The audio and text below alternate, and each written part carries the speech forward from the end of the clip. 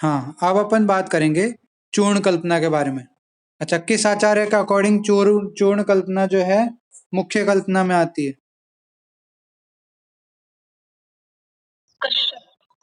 हाँ, काश्यप आचार्य के अकॉर्डिंग। ठीक है, वेरी गुड। और कुछ लोग जो जो जैसे अपने मेन आचार्य हैं, वो इसको किस में मानते हैं? चरक हो गए, ठीक है, शारंगधर हो गए, वो चूर्ण कल्पना को किस मुख्य कल्पना के अंतर्गत मानते हैं? कल्प कल्पना। Very good, very good, very good. तो ये कल्प कल्पना के अंतर्गत मानी गई है। ठीक है, तो चूर्ण कल्पना की परिभाषा सबको याद होनी चाहिए। अत्यंत शुष्कम यद द्रव्यम सुपिष्टम वस्त्र गालितम तस्य तत्स्या। हाँ बोलो। आवाज कट रही है? एक सेकंड यार, ये नेटवर्क का इशू तो होता ही है यहाँ पे।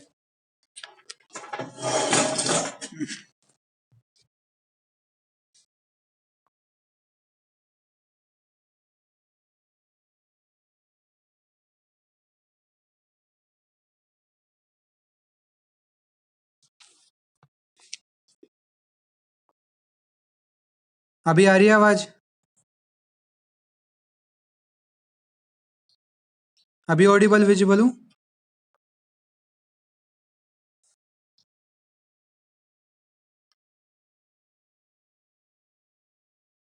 अभी ऑडिबल विजिबल आ रहा हूँ या नहीं आ रही आवाज? ठीक है, फिर जब तक ठीक आ रही है पढ़ते हैं अपन, है ना? तो चूर्ण कल्पना, चूर्ण कल्पना को जो है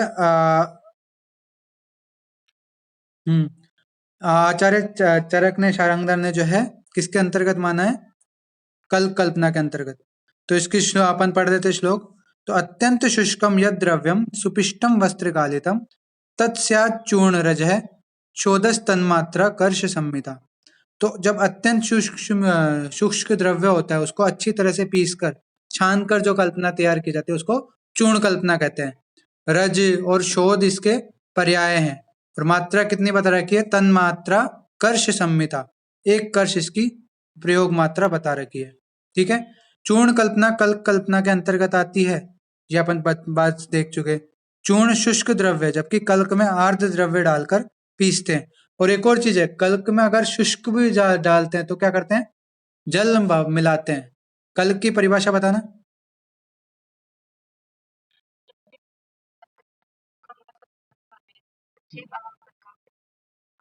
तो यहाँ बोला गया ना, शुष्कम वा से जलम भवेत, कि शुष्क द्रव्य भी अगर आप प्रयोग कर रहे हो तो उसमें जल मिला के फिर कल्क का निर्माण किया जाता है। ठीक है, निर्माण विधि, निर्माण विधि बहुत सिंपल है कि शुष्क द्रव्य को सर्वप्रथम उदूकल यंत्र यानी इमाम दस्ते में डालकर कूट पीसकर बारीक वस्त्र से छान लेते हैं।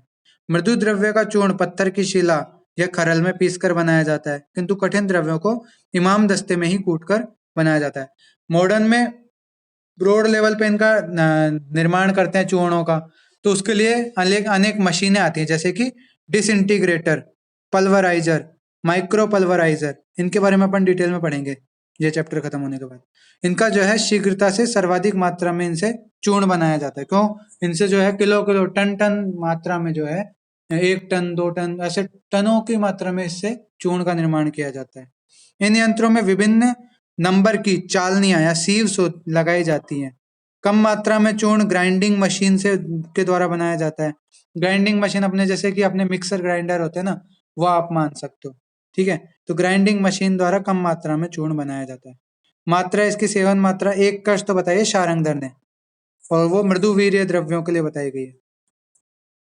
सॉरी, मध्यम रास्ता अपनाते थे जो मध्यम वीर्य के लिए भी बताई गई है ये मात्रा। ठीक है, आधा कर्ष यानी 6 ग्राम मध्य वीर्य द्रव्यों के लिए, और 1/4 कर्ष वो है तीक्ष्ण वीर्य द्रव्यों के लिए जो बताई गई है। यानी जो द्रव्य मृदु वीर्य वाले हैं, यानी जिनमें जो एक्टिव पार्ट है वो कम है, मृदु है, उनके तो मात्रा ज्यादा, और जो एकदम तीक्ष्ण द्रव्य है उनकी मात्रा क्या होगी? कम प्रयोग में होगी। तो यहाँ पे बता रखा है। फिर उसके बाद प्रक्षेप द्रव्य।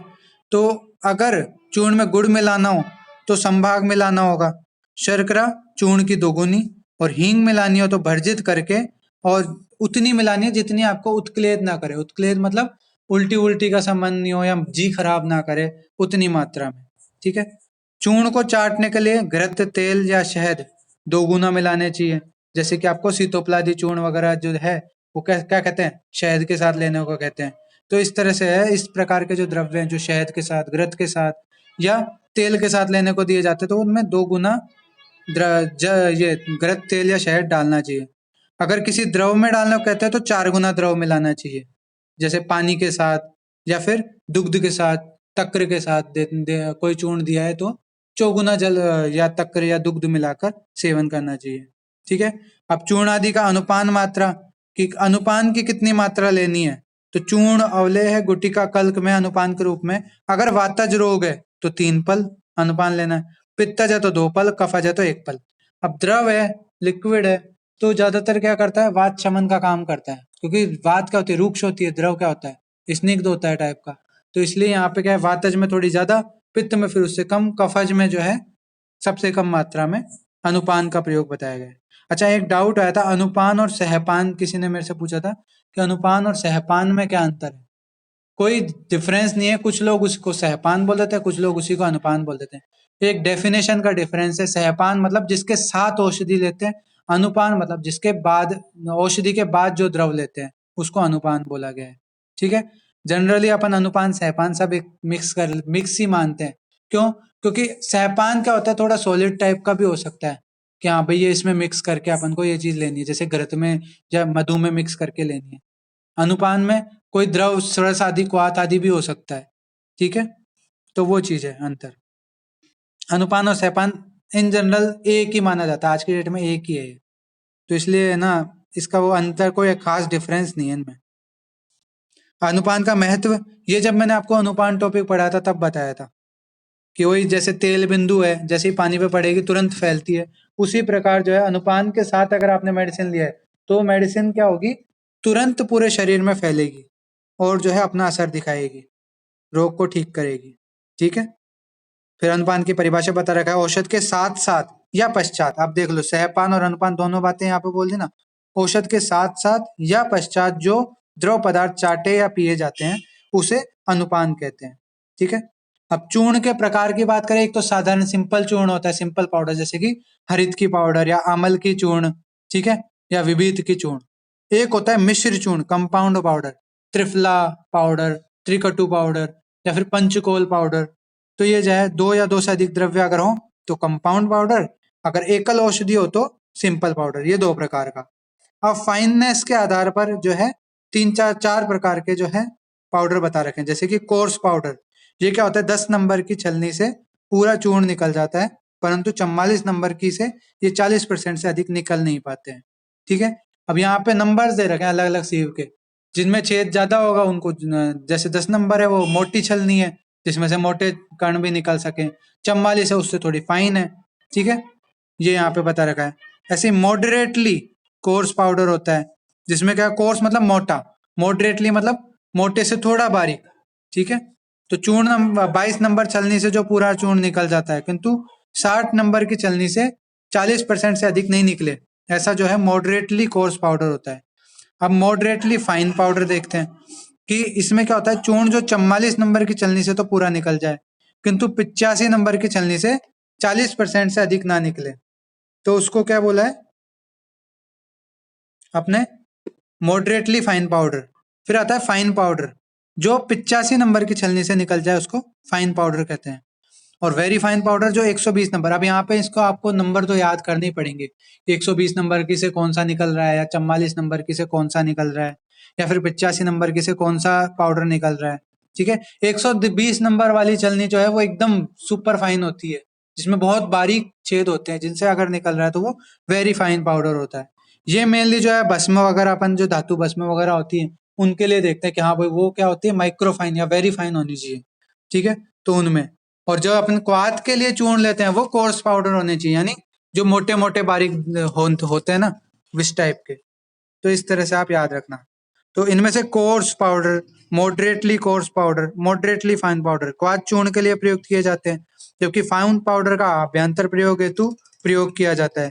और वेरी फाइन पाउडर को डस्टिंग पाउडर हो गया, टूथ पाउडर हो गया, ठीक है, इंसुफ्लेजन हो गया, इनमें जो है प्रयोग किया जाता है। ठीक है। इन्फ्यूजन, ये आप याद रखना, ठीक है। अब चूर्ण बनाते वक्त क्या क्या सावधानियां रखनी चाहिए। द्रव्य जो होता है अत्यंत शुष्क लेना चाहिए। अगर आर्द्र द्रव्य को आप कूटोगे तो वो चूर्ण के रूप में नहीं कन्वर्ट होगा। जैसे कि मान लो अदरक है, अदरक आप कूटते हो ना, एक शुंठी कूटते हो, तो शुंठी शुष्क होती है एकदम, तो आसानी से उसका पाउडर निकल जाता है। आर्द्रक का जो है स्वरस निकलता है, पाउडर नहीं निकलता। क्यों? क्योंकि वो आर्द्र द्रव्य है। तो द्रव्य जो है अत्यंत शुष्क होना चाहिए। कूटे हुए चूर्ण के महीन वस्त्र या 85 नंबर की छलनी द्वारा छानना चाहिए। अब आप चूर्ण फॉर्म में ले रहे हो यानी इंटरनल प्रयोग में ले रहे हो, तो उसके लिए क्या होता है, कम से कम फाइन पाउडर तो होना ही चाहिए, तो 85 नंबर की छलनी से निकलने वाला होना चाहिए, ठीक है। कूटते समय धूल कंकड़ पानी नहीं पड़ने देना चाहिए। मतलब आप ऐसे हो बाहर ओपन स्पेस में कूट रहे हो, मस्त ऊपर से धूल मिट्टी चल रही है और वो गिर रही है, तो इस तरह का काम नहीं करना है, उससे बचा के रखना है। गीले हाथ नहीं लगाए चूर्ण पे, तो पाउडर पे गीले हाथ पड़ेंगे तो क्या होगा, मॉइस्चराइजेशन के कारण वो समय से पहले खराब हो जाएगा, ठीक है।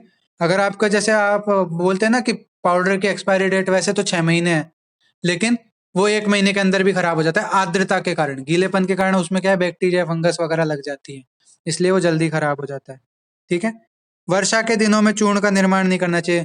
क्यों? क्योंकि पूरे एनवायरनमेंट जो होता है आर्द्र होता है, ह्यूमिड होता है, इसलिए वहां पे जो है पाउडर खराब होने के चांसेस रहते हैं, ठीक है। चूर्ण को खुला नहीं रखना चाहिए।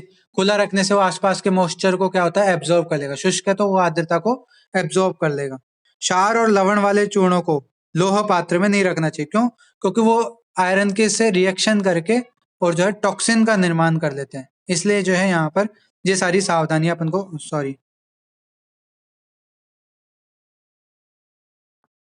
ये सारी सावधानियां अपन को जो है रखनी चाहिए, ठीक है। तो चूर्ण कल्पना में अभी तक कोई डाउट हो तो पूछ सकता है कोई भी। अब ऐसे आता है जैसे कई बार होता है कि जिसमें अपने महारस आदि की भी जो है भस्म वगैरह ऐड करते हैं, भस्म वगैरह ऐड करते हैं, तो इनमें क्रम होता है पाउडर बनाने के लिए, योग बनाने के लिए, कि पहले जो है रसौषधि, फिर उसके बाद जो है महारस आदि की औषधि, ठीक है, फिर उसके बाद अपन को जो है काष्ठ औषधि ऐड करनी चाहिए वटी या चूर्ण बनाने के लिए। जबकि अगर केवल कास्ट औषधि यूज कर रहे हो तो फिर आप सबके अलग अलग पाउडर बनाने हैं और फिर उनको मिक्स करना है। ऐसा नहीं कि आपको त्रिफला बनाना है तो हरड़ बहेड़ा आंवला तीनों को एक साथ पल्वराइजर में डाला और सीधे पाउडर बना दिया, नहीं, तीनों को जो है अलग अलग पाउडर बनाना है, फिर उसके बाद जो है उनको अलग अलग प्रयोग में लेना है, ठीक है। अब अपने चूर्ण के एग्जाम्पल्स देखते हैं। पहला एग्जाम्पल क्या है, सितोपलादी चूर्ण, ठीक है, रोगादि का राज्यक्षमा, और ग्रंथाधार इसका है चरक संहिता, चरक उत्तरार्ध, चरक चिकित्सा स्थान अध्याय 8, ठीक है। तो इसमें क्या है, सितोपलादी कंटेंट याद करने के मैं बता दूं, सबसे पहले इसके नाम में इसके कंटेंट छुपे हैं, ठीक है। नाम क्या है इसका, सी तो प ला दी, ठीक है। सी से क्या याद रख लोगे आप, सीता, सीता मतलब मिश्री, तैसे तुगाक्षीर, ठीक है, तुगाक्षीर, तुगा लिख रखा है मतलब आप तुगाक्षीर समझ लेना। फिर पैसे पिप्पली, ठीक है। फिर ला, पहला, पहला से आपको क्या दिखाई दे रहा है, एला, तो एला से सूक्ष्म एला या एला, ठीक है, ये एला होगी। और लास्ट में दे से क्या होगी, दालचीनी, ठीक है। तो इस प्रकार से आपको जो है सितोपलादी के कंटेंट याद हो गए। क्या है कंटेंट इसके, सीता, तुगाक्षीर, पिप्पली, सूक्ष्मेला और दालचीनी। क्रम भी इसका याद करने का यही है, तो आपको उसमें भी दिक्कत नहीं आएगी। क्रम क्यों इंपॉर्टेंट है इसके बारे में अपन बात करेंगे, ठीक है। पहले श्लोक देख लेते हैं इसमें। सितोपलाम तुगाक्षीरी पिप्पलिम बहुला त्वचम अंत्याद ऊर्ध्वम द्विगुणितम, अंत्याद ऊर्ध्वम, अंत्याद ऊर्ध्वम मतलब वही यथा पूर्वम की तरह हो गया कि अंत वाला जो है उससे लेके ऊर्ध्व वाले तक जो सबसे पहले दे रखा है वहां तक। द्विगुणितम, मात्रा डबल करनी है, यानी दालचीनी अगर एक भाग लिया तो उसके 2 गुनी लेनी है एला, फिर उसके 2 गुनी यानी 2 की 2 गुनी मतलब 4 गुनी क्या लेनी है पिप्पली, फिर 4 की 2 गुनी 8 गुनी क्या लेनी है अपन को तुगाक्षीर, और 8 की 2 गुनी यानी 16 गुनी अपन को क्या लेनी है, सीता लेनी है। तो यही बता रखा है यहाँ पे, सितोपला तुगाक्षीरिम पिप्पली बहुलाम त्वचे अंत्याद ऊर्ध्वम द्विगुणितम लेहयन लेहयन मधु सर्पिषा, कि इसको किसके साथ लेना है, इसका अनुपान या सहपान क्या है, मधु सर्पी। ठीक है। चूर्णितम प्राश्येद व तत्श्वास कास कफास्तुरम, कि श्वास कास और कफज रोग से जो ग्रस्त है उस प्रकार के रोगी को यहाँ पे देना चाहिए। सुप्त जिह्वा, सुप्त जिह्वा मतलब जिसके टेस्ट बर्ड्स जो है काम नहीं कर रही, उसको जो है टेस्ट फील नहीं हो रहा पेशेंट को, तो सुप्त जिह्वा। अरोचक, जिसको अरुचि हो रखी, तो अग्निमांद्य को दूर करता है, अजीर्ण को दूर करता है, इसलिए अरुचि को भी दूर करेगा। तो अरुचि, अरोचकन, अत्य अल्पाग्नि, पार्श्वशूलिनम, ये यहाँ पे रोग बता रखे हैं इसको। तो आपको पूरा याद हो गया इसका। शीतोपला, तुगाक्षीरम, पिप्पली बहुलाम त्वचा, कि सीता लेनी है, तुगाक्षीरी लेनी है, पिप्पली लेनी है, एला लेनी है, और त्वक यानी दालचीनी लेनी है। अंत्यादूर्ध्वम द्विगुणितम, कि अंत से लेकर ऊर्ध्व तक ये द्विगुणित मात्रा में लेना है। ठीक है। फिर उसके बाद इसको किसके साथ लेना है, मधु सर्पी साथ। किन किन रोगों में लेना है, श्वास, कास, कफज रोग, सुप्त जिह्वा, अरोचक, ठीक है, अल्पाग्नि यानी मंदाग्नि, और पार्श्वशूल, इसमें इसका प्रयोग करना है। तो यहाँ पे घटक द्रव्य बताने की जरूरत है नहीं, मैंने आपको ढंग से बता दिए हैं। निर्माण विधि, सबके पृथक पृथक इमाम दस्ते में चूर्ण, मैंने आपको बताया चूर्ण कल्पना बनाते वक्त क्या करना है, सबके अलग अलग चूर्ण बनाने हैं, फिर उन सबको एक जगह मिक्स करना है, और फिर उसको जो अच्छी प्रकार से मिक्स करना है। ठीक है, पल्वराइजर में या डिसइंटीग्रेटर में, तो अच्छी प्रकार से मिक्स करके फिर जो है उसका प्रयोग सुरक्षित रखना है, उसको प्रयोग करना है। मात्रा 3 से 6 माशा, यानी 3 से 6 माशा मतलब क्या है, जल्दी बताओ। ग्राम, तो 3 से 6 ग्राम मात्रा बता रखी है। मधु और घृत इसका अनुपान हो गया या सहपान हो गया, और मुख्य उपयोग इसके जो अपन ने रोग पढ़े थे, काश, श्वास, प्रतिशय। रोगाधिकार आप लिखना चाहो तो राज्यक्ष्म। ठीक है। अब आता है अपना हिंगवाष्टक चूर्ण। हिंगवाष्टक चूर्ण की बहुत सिंपल ट्रिक है, जस्ट हिंगू। ठीक है, हिंगू एक कंटेंट तो ये हो गया। टी से त्रिकटु याद रखना है, 3 ये हो गए याद। ठीक है। जी से जीरक द्वय, जीरक द्वय, जीरक और कृष्ण जीरक, है ना। ए से अजमोदा, एस से सेंधव लवण। ठीक है, तो आपको याद होगी ये सारे कंटेंट। जस्ट हिंगू से जीरक, कृष्ण जीरक, अजमोदा, सेंधव, त्रिकटु और हिंगू, ये सारे कंटेंट आपको याद हो गए हैं। हिंगवाष्टक चूर्ण का वर्णन किसमें आया है, भैषज्य रत्नावली में। ठीक है, इसमें क्या बताया गया है, त्रिकटुकम अजमोदा सेंधवम जीरके द्वे समधरण धृतानाम अष्टमो हिंगु भागा। समधरण धृतानाम मतलब अच्छी प्रकार से भर्जित किया हुआ, और अष्टमो यानी एक 8वां भाग जो है हिंगू प्रयोग करना है अपन को। ठीक है, फिर उसके बाद यहाँ पे क्या है, प्रथम कवल भुक्तम। अब इसका औषध सेवन काल क्या बता रहेगा, प्रथम कवल भुक्तम, कि पहला जो घास ले रहे हो उसमें मिक्स करके उसके साथ जो है अपन को हिंगवाष्टक चूर्ण लेना है। सर्पिश चूर्ण मेत, ठीक है, सर्पिशस चूर्ण मेत। फिर उसके बाद जाठराग्नि, वात रोग, इनको हंती, हरने वाला होता है। रोगाधिकार इसका क्या है, अग्नि मांद्य। समझ में आ गया, यहाँ पे आपको कंटेंट समझ में आ गए, एक एक भाग सारे लेने 8। फिर इसके बाद इसकी निर्माण विधि, सबके अलग अलग चूर्ण करके सबको मिक्स करके एक साथ रख के सुरक्षित रखना है। 1 से 4 ग्राम इसकी 1 से 4 मात्रा सेवन मात्रा हो गई। अनुपान एवं प्रयोग स्थल, प्रथम ग्रास में घृत के साथ, और प्रयोग स्थल का है, जाठराग्नि प्रद्वीपक होता है, वात रोग नाशक होता है। अब वात रोग से रिलेटेड जो रोग हो गए, जैसे गुल्म, बिना वात के गुल्म नहीं होता, तो गुल्म रोग में भी ये काम करेगा।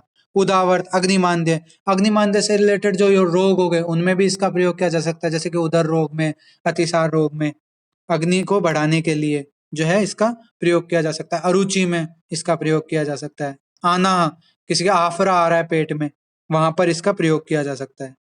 ठीक है, तो यह हिंगवाष्टक चूर्ण हो गया अपना। अब आता है हिंगू शोधन पे। हिंगू शोधन कुछ भी नहीं है, गोघृत में भर्जन करना है, भूनना है उसको, उसी को हिंगू शोधन बोला है। तो हिंगू एक भाग और गोघृत यथावश्यक अनुसार। तो हिंगू को घी के साथ एक कढ़ाई में डालकर तब तक भर्जन करते हैं जब तक कि वह बुरबुरा नहीं हो जाता है। भूरे से वर्ण का या फिर एकदम क्या बोलते हैं, भंगुर टाइप का नहीं हो जाता ना, तब तक जो है उसको पकाते हैं। मुख्य उपयोग इसका अग्निमांद्य में, विबंध में और आधमान नाशन करने में। ठीक है, पेट में आफरा वगैरह आ रहा है उसमें। हिंगवाष्टक चूर्ण, रजय प्रवर्तिनी वटी इसके कुछ एग्जाम्पल है। तो ये हिंगू शोधन हो गया। अब अपना आता है अविपत्तिकर चूर्ण। ये भी अग्निमांद्य वगैरह के लिए जो है अपन डाइजेशन की प्रॉब्लम्स के लिए देते हैं। तो त्रिकटु त्रिफला मुस्तम विडंगम चैव विडंगकम, सॉरी विडन चैव विडंगकम, विड नमक है यहाँ, विड लवण, तो विडन चैव विडंगकम। ठीक है, फिर उसके बाद क्या है, एक सेकंड, इसमें क्लियर नहीं दिख रहा मुझे।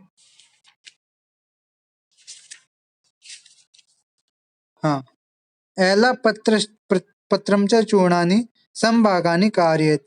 ठीक है, सर्वमेकीकृतं या वल्लवंगम तत्समं भवेत्, सर्वचूर्णं द्विगुणितं त्रिव्रत चूर्णं प्रदापयेत्।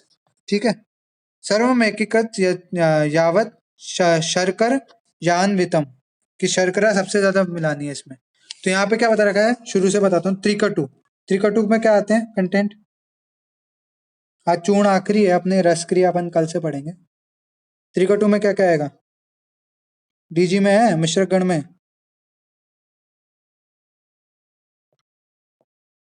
मनीषा, त्रिकटु नहीं बता क्या, आवाज आ रही है मेरी?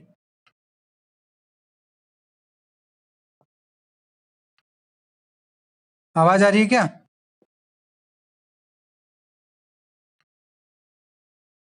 पिप्पली, मरीज, सौंठ, और त्रिफला में हरित की, विविध की, अमल की। ठीक है, मुस्तक, ठीक है, इसके अलावा विड लवण और विडंग, ये सारे हो गए। फिर उसके बाद एला पत्र, एला और पत्र से क्या आएगा, तेज पत्र। ठीक है, एला और पत्र अलग है, एला और तेज पत्र, इन सबको जो है एक एक भाग लेना है। ठीक है, फिर उसमें क्या है आगे, लवंग, इन सबके समान भाग में, यानी 11 भाग लेनी है। टोटल 3 3 6 और 2 8 और 1 9 और 2 11, टोटल 11 चीजें हो गई। तो एक एक भाग ये 11 चीजें ले ली।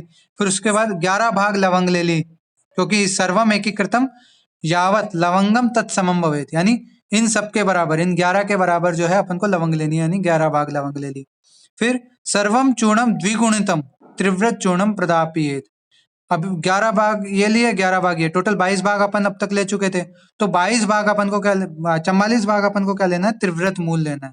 ठीक है, ये भी आपको समझ में आ गया होगा कैसे लेना है त्रिव्रत चूर्ण। और फिर उसके बाद जो है लास्ट में एक लाइन इसमें लिखी नहीं, शर्करा जो है इन सबके समान भाग, यानी टोटल 66 भाग शर्करा लेनी है। ठीक है, ये चीज आप याद रखना। तो इस प्रकार से अविपत्तिकर चूर्ण के कंटेंट्स हो गए।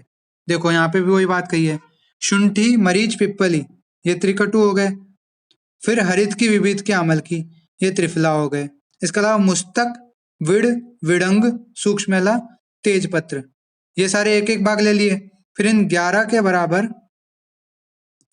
ट्रिक अगर कोई होगी तो मैं ग्रुप में डाल दूंगा, है ना, अभी मेरे पास कोई ट्रिक नहीं है इसकी, मेरे को ऐसे ही याद हो गया था ये, है ना।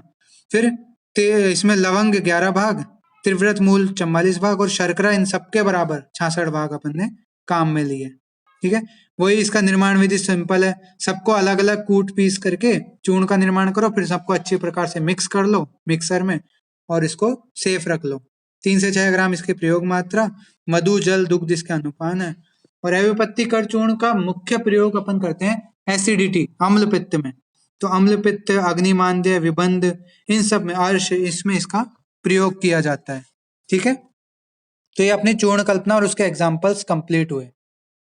कल अपन रस क्रिया अवलेह कल्पना जो है पढ़ेंगे। कोई डाउट है चूर्ण कल्पना में किसी को? कोई भी डाउट हो ग्रुप पे पूछ सकते हो। ठीक है, अभी क्लास एंड करता हूँ मैं।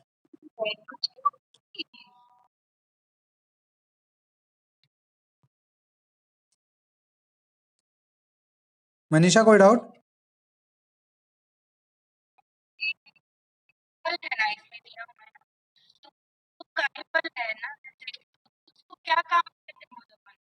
कहाँ पर है कटफल?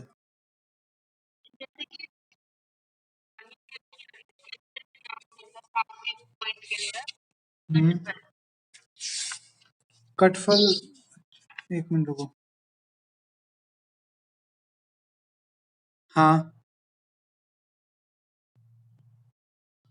कटफल ऐसा होगा ना कि यार वो कईयों को एलर्जी होती है कटफल से, इसलिए शायद यहाँ पे बोला है। बाकी मैं एक बार कंफर्म करके, कायाफल ही है वैसे तो, है ना? कंफर्म करके बता दूंगा मैं। हम्म। हाँ, मैं बता दूंगा वो, है ना? अभी मेरे को याद नहीं आ रहा इस वक्त। ठीक है। और कोई डाउट?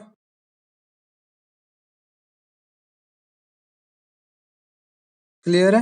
हाँ, थोड़ा ज्यादा ही डिले हो गया क्योंकि एग्जाम्पल्स वगैरह भी समझाने में टाइम लग गया। अपन कल से और थोड़ा टाइम पे क्लास लेंगे, और मैं देखूंगा मंडे से अगर आपका सेकंड पार्ट स्टार्ट कर दूं, तो करना ही पड़ेगा मुझे, तो बहुत धीरे धीरे चल रहा है अपना कोर्स। ठीक है, एंड करता हूँ मैं क्लास।